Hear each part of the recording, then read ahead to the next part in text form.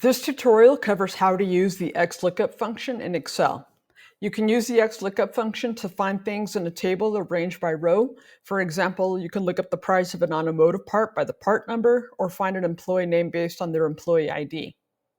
First, we'll do a simple example where you have a column with a unique identifier. Then we'll cover how to use this function when you have unique rows but require multiple columns for your lookup value. If your data doesn't have unique rows, then check out my tutorial for the filter function. In this first example, I have a table of sales data and I want to find the sales value for the enterprise segment. So I'm going to click here, XLookup, and you'll see here the last three values of this function are in brackets, which means they're optional. So my lookup value, I'm going to use enterprise. Then my lookup array will be the column where the enterprise value can be found. And the return array is the column where I want the value for the corresponding row. You can see enterprise 13,320.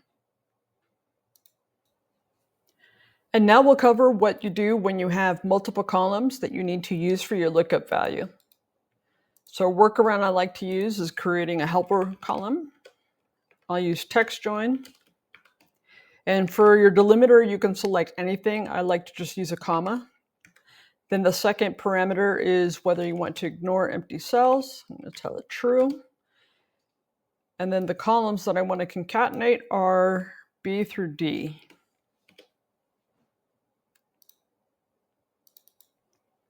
And you can leave this column hidden if it messes up your presentation. So for this example, I'm just going to select the first row, and I want to find the sales value for this key here. Equals XLookup. My lookup value is again this. Now I'm going to use my helper column for the lookup array, and I want it to return the sales value for the corresponding row. And there you have it, 32,370. I hope this was helpful, and we'll catch you in the next one.